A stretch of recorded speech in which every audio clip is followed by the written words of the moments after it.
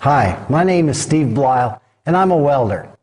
From fabrication and repair shops to backyard garages, arc welding is one of the most common and versatile methods of joining metal. This is the SMAW, or shielded metal arc welding process. Electric current from a welding machine produces an arc between the base metal and a consumable electrode, which is the welding rod. That arc burns the flux coating on the rod, creating gases that shield the weld area from coming in contact with oxygen in the air. The gases surrounding the arc are superheated, causing the base metal to melt, while the filler metal from the rod is being deposited into the molten puddle. Whether you're learning to weld to build something or make repairs, the first step is to learn how to consistently run a good weld bead. Before we start burning rod, though, there are a few things you should know about the equipment we'll be using. So let's begin with the welding machines. The job of a welding machine is fairly simple, and that is to provide a steady, controllable current to the electrode. Now, regardless of the size or shape, welding machines will provide either alternating current or direct current to the electrode. And this little machine gives you the choice of either AC or DC. The main advantage of alternating current is that it's easier to produce. They use simple transformers, so you generally get more power for your money. This one will give you 225 amps on AC, but only 150 amps on DC. If you think about alternating current, the electrons are moving back and forth, and at the point where the electrons change direction, the flow or current actually stops. Certain welding rods have been designed with stabilizers in the flux to help maintain and control the arc through these amperage lags. So if you're using a welding machine that provides alternating current to the electrode, you want to make sure to use a welding rod designed for alternating current. Most welding shops and professional welders use machines that provide direct current to the electrode. And in my shop, I use a 250 amp DC machine. Direct current provides a steady flow of electrons in one direction. The polarity, or direction of flow, is determined by how the leads are connected to the positive and negative terminals on the welding machine. And many of the newer welding machines have a switch to choose the polarity. DC EP, or DC plus, is direct current electrode positive. The electrode is connected to the positive and the ground is connected to the negative terminal. Current is generally considered to flow from negative to positive, so with the electrode positive, the arc actually travels from the metal up to the welding rod. This causes the tip of the rod to superheat. For general purpose welding, all the common welding rods use DC EP with the electrode positive. DC EN, or DC minus, is direct current electrode negative. The electrode is connected to the negative terminal and the ground is connected to the positive. With DC-EN, the flow is from the welding rod to the metal, so the rod stays cooler and the metal gets the heat. This is used with certain rods for high-speed sheet metal welding. When you're starting out, you'll probably be welding with a machine that's put in front of you. And basically, if it's in proper working condition, you can weld with it. Keep in mind, though, that welding machines will weld differently. Even two identical machines may not operate quite the same. So while you're learning to weld, try to use the same machine as much as possible. Welding leads are insulated copper wire and come in sizes like a number 4, 2, 1, and single-aught. The larger the number, the smaller the diameter.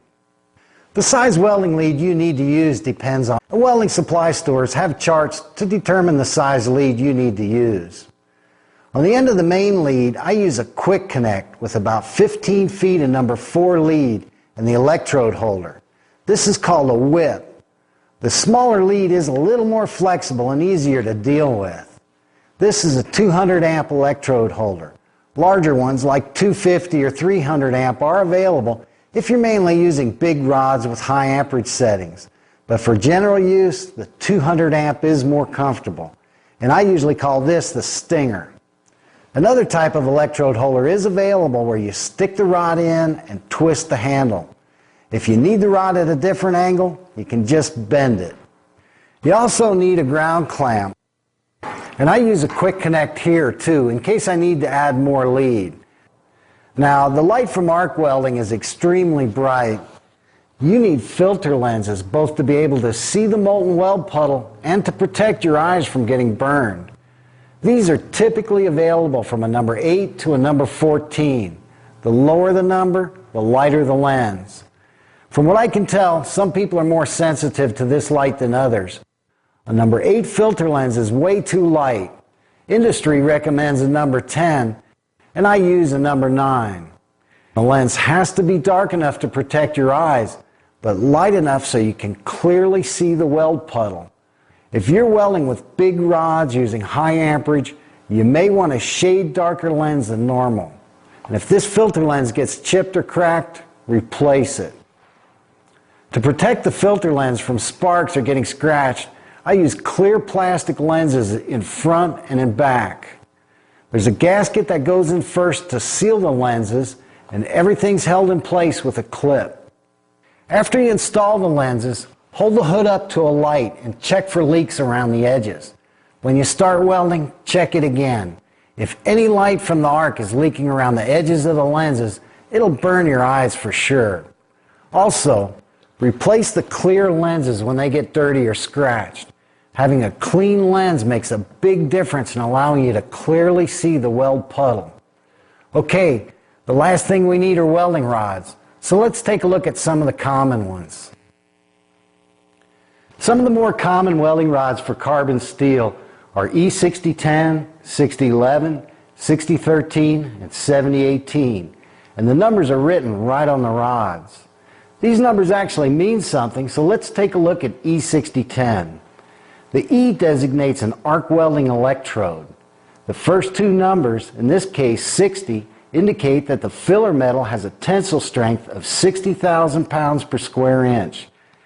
Depending on certain conditions of the weld, you may get a little more or less, but it'll be close to that. The 70 and 7018 indicates 70,000 pounds per square inch. So the first two numbers indicate tensile strength, and tensile strength is the force it takes to pull it apart. The third number indicates the position the rod can be used in. A number 1 shows that the weld puddle solidifies quick enough so this rod can be used in any position, flat, vertical, horizontal, or overhead. A number 2, like in 7024, indicates that the molten puddle remains so fluid this rod can only be used in the flat position or for a horizontal fillet, which is more or less flat. The last two numbers together, here it's a 10, indicate the composition of the flux coating. And this flux is what makes the whole arc welding process possible. As it burns, a gas is created that purges the weld puddle, keeping the oxygen in the air from mixing with the molten metal, which could cause gas pockets in the weld bead called porosity. The flux also helps stabilize the arc, and it lifts impurities from the molten metal. When the flux cools, it forms a slag coating over the hot weld bead, providing more protection from the air. There isn't a magic welding rod that just does everything. You may find one that you like to use and that produces good results, but basically welding rods can be put into one of two groups: fast freeze or filler. The fast freeze